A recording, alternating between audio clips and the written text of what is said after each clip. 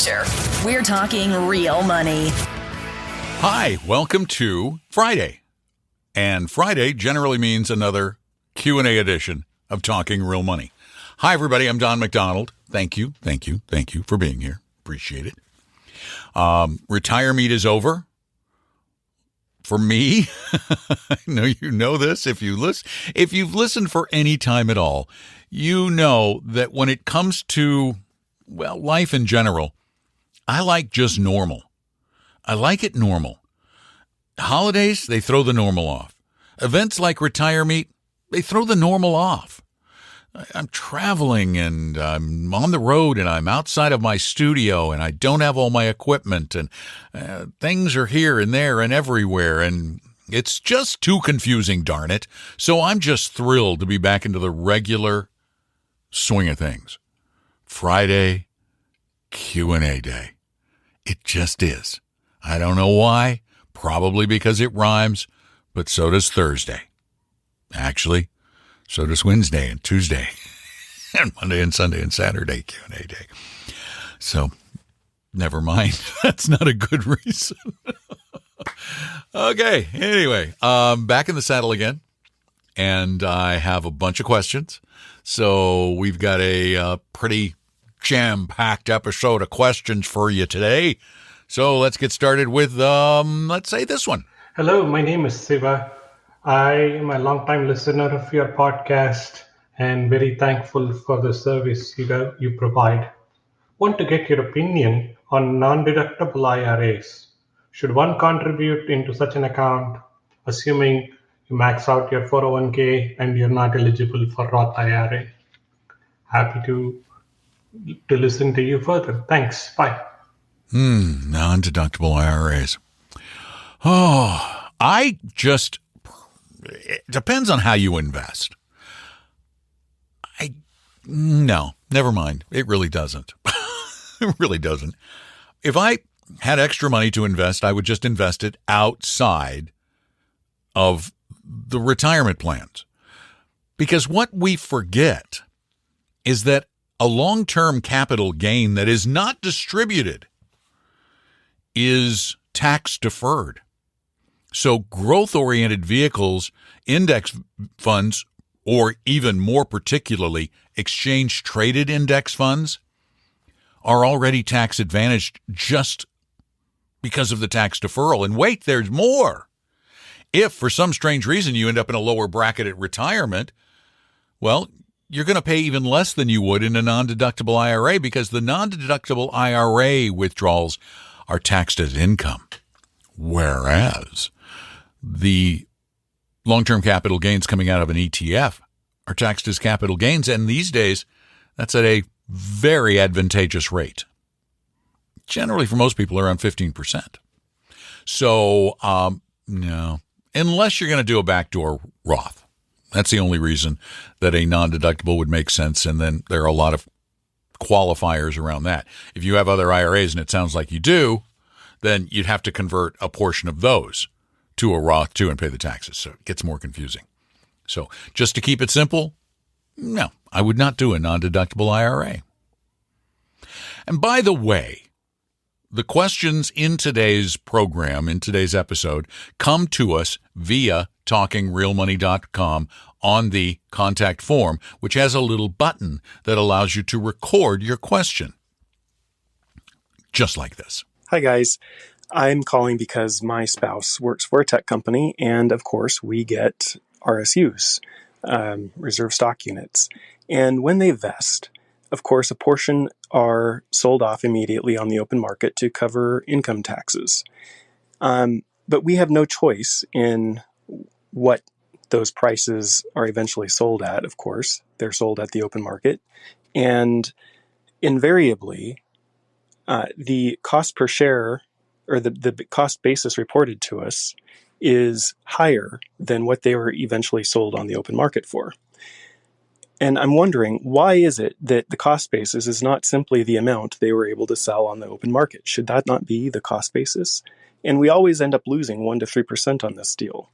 So if you could help me understand how the cost basis is determined on RSUs when they vest, I'd really appreciate it. Thanks. RSUs are restricted stock units. They are, in essence, gifts given to employees in shares that can't trade until a certain date in the future. And the cost basis of an RSU, of a restricted stock unit, is the value as determined by the company on the date they were deposited into your account.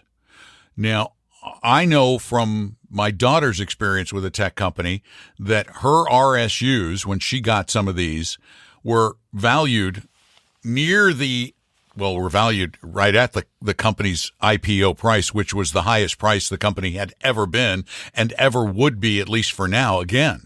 So therefore, she had a high value on her cost basis and her eventual sale, and she hasn't sold hers yet. If the price stays down, it's going to be a loss.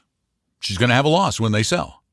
So it's just the way the market works. They're priced at the value on the day they were given to you, and then you take a tax loss. But remember, this was free money. So when you sell them and get this money out,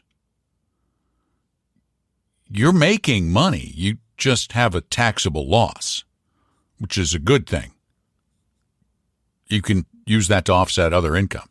So, yeah, you've got the cost basis is the value at the time these shares were given to you. Thank you for the call or the question that came into talkingrealmoney.com. And let's do our next one.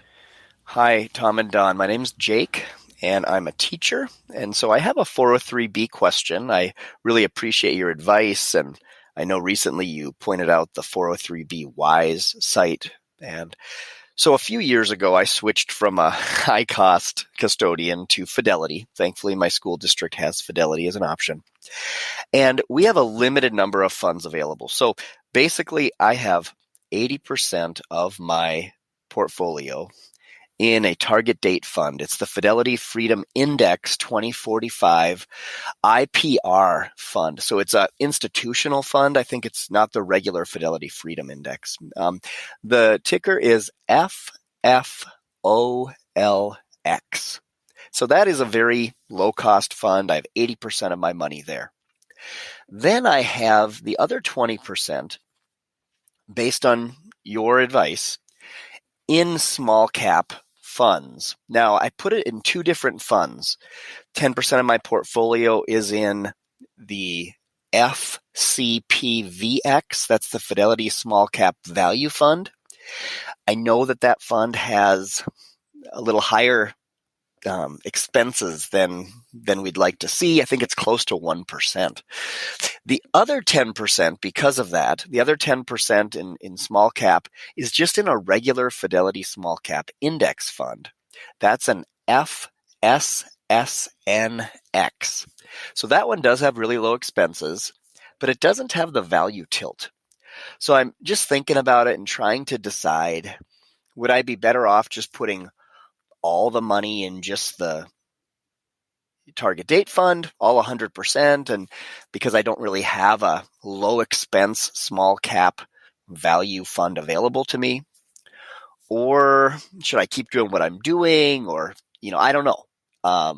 Maybe I should put it all in just the low cost index, but that's not a value tilt. So anyway, really looking for your input on this. I'd value your advice. Thank you. Well, at least you have Fidelity. You got to give them that. They could have given you the index funds, but apparently chose not to. But that's neither here nor there. The problem is the Fidelity Small Cap Value Actively Managed Fund, which shouldn't exist anyway, and if Fidelity wasn't so, and Vanguard is the same way at times, so greedy that they keep doing active funds. They don't just admit. They need to just finally admit that these, while they make the company more money, a lot more money, they just don't stand a lot of chance of recovering that fee. That's the problem. And that's why the advice I'm going to give you is get the heck out of the small cap value fund at Fidelity. Because while value has outperformed small cap growth. Remember, the small cap index you're in is a blend. So it's about half value and about half growth. So you still have value. You're just not overweighting it. And as small and overweighting as you're doing, I cannot imagine, looking back at the past, that you are likely to add 1% annually to that portion of the portfolio that you're dedicating to small cap value in this case. I think that in this case, the fees trump the potential tiny little added return. You see, we're playing little tiny percentages to try to get more return overall and lower volatility overall.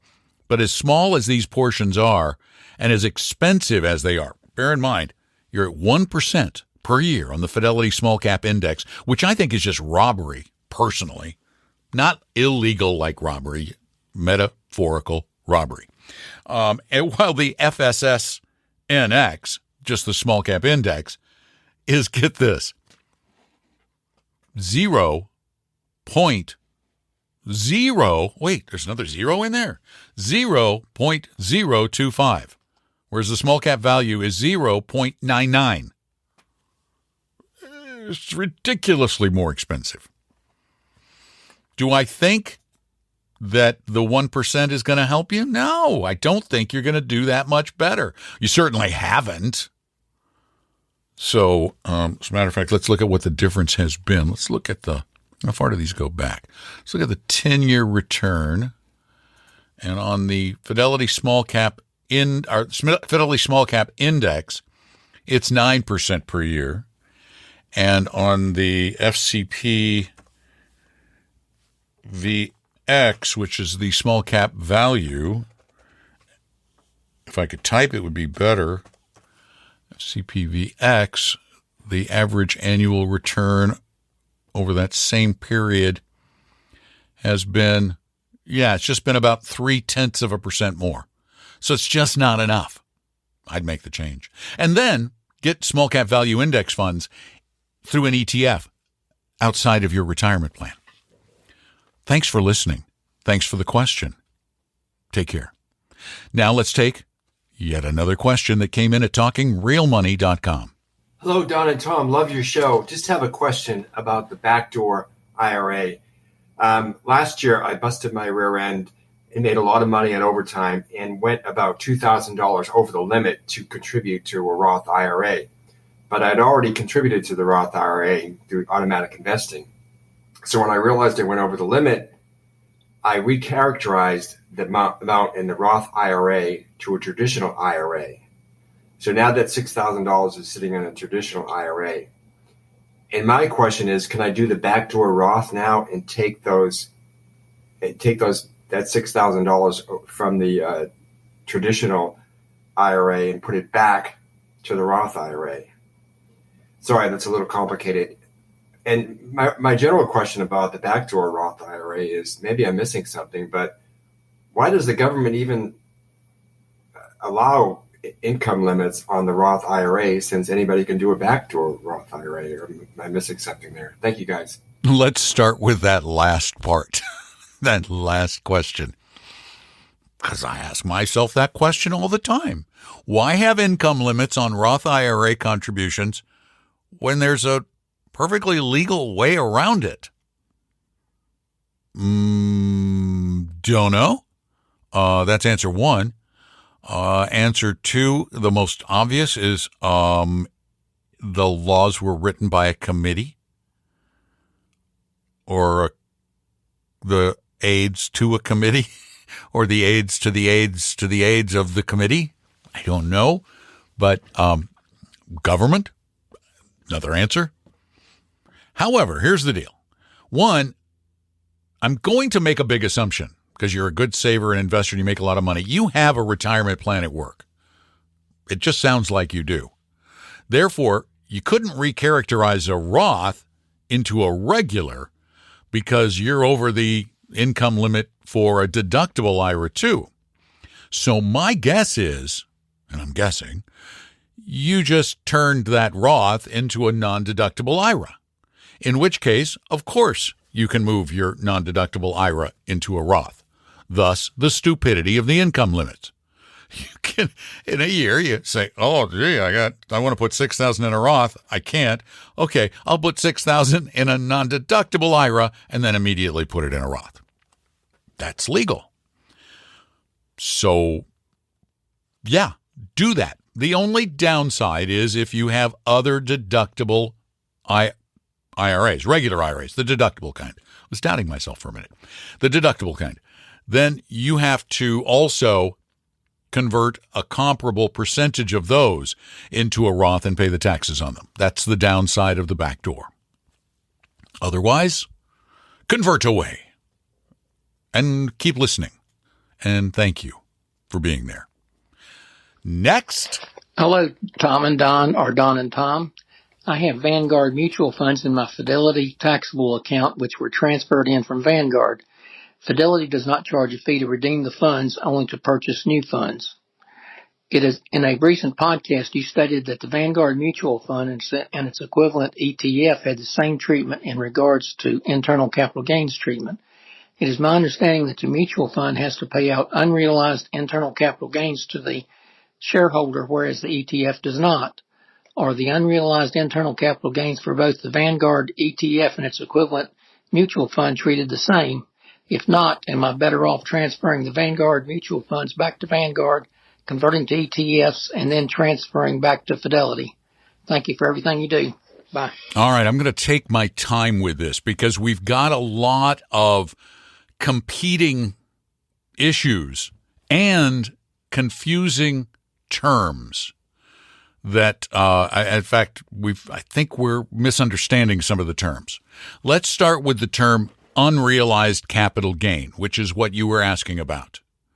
If a mutual fund or an ETF has unrealized capital gains, those are gains inside the fund. They haven't sold the security, but the value of the securities has gone up. Those unrealized gains are not taxable to the shareholder until the shareholder sells the funds. So across the board, unrealized gains inside a fund are tax deferred until you sell. However, there's another issue that gets confusing. That's realized capital gains. That is when a fund, even an index fund, is forced to sell some securities that have made money, that have gone up in value. They realize a gain. Well, for a mutual fund, the way they are structured, the law requires that they distribute all of that gain, be they an index fund or an active fund. They distribute that gain to the shareholders. I just looked. Vanguard had some funds that last year, index funds, paid out about a 3% realized long-term capital gain. So if you have a fund and they realize a gain, you pay taxes. ETFs are structured differently. Because of the way shares are traded, they're literally swapped. They're not bought and sold. They're swapped between dealers. Because of that, an ETF does not realize capital gains. When they get rid of a stock, they're just trading. So you don't have realized capital gains along the way with an ETF. You only have a gain when you sell, a capital gain. Now, you might have income. There's one other little confusing point to all this, and that is Vanguard itself. If you were to move money from a Fidelity index fund into an iShares ETF, choose them for an example, or even a Fidelity ETF, you would have a realized capital gain on that mutual fund, and then you would put the money into the ETF. Vanguard has set this up in a way that they're literally swapping shares from their index funds into their ETFs. So if you have a Vanguard index fund and you have it held at Vanguard, you can move the money from the Vanguard fund into the comparable Vanguard ETF without experiencing a capital gain, a realized capital gain on your part. The capital gain continues to defer into the ETF. So I hope that makes sense. Now, if I had an account at Fidelity in which I was going to occasionally rebalance shares, and I had some Fidelity mutual funds. I would begin the process. Actually, I would start to get them converted to ETFs eventually. Otherwise, you might have to pay that fee, that transaction fee, to buy Vanguard funds at Fidelity, which I wouldn't want to pay. So I hope that answers the question. It is a little confusing. The terminology is confusing between realized and unrealized capital gains. But again, if you hold a security for the long haul and you don't sell it, you don't pay taxes on it except taxes on any dividends distributed. Thank you so much for listening. Thank you for the question. Thank you all for being a part of the program, the podcast. It really means a lot that you're here. It means even more when you share us with friends.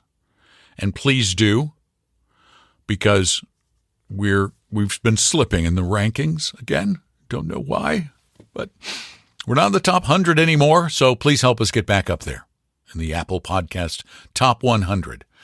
I'm Don. Thanks so much for being a part of it. And oh, by the way, if you need a little help, more help than we can provide answering your questions here or at 855-935-TALK, spend a little time with one of our advisors. It's free. It's really easy, and there's no obligation, no sales pitch. Just go to talkingrealmoney.com and click the Meet an Advisor button. So easy. Really, incredibly easy. And also, call Tom and me as we do a live show on Saturday between 3 and 5 Eastern Time at 855-935-TALK, 855-935-8255. And as my voice is slowly starting to fade, I should end this. I'm Don McDonald, and even with a croaky voice, I'm talking real money. We hope you realize that the information provided on Talking Real Money is for informational, educational, and hopefully enjoyable purposes only. Providing personalized financial planning or investing advice takes time, so please consult with a really good fee-only fiduciary investment, tax, or legal advisor. We know a good one. Investing must always involve risk. In other words, you can and probably will lose money at times. Also, as much as you want it, no one can accurately and consistently predict the future, so past performance doesn't tell you a darn thing about what the future will bring. Unlike many other programs that say something similar, Talking Real Money is not trying to get you to buy or sell any financial products or securities. Instead, the program is provided as a public service by Appella Capital, a fee-only registered investment advisor. Thanks for listening, and please visit talkingrealmoney.com for more information and disclosures. That should keep the lawyers happy.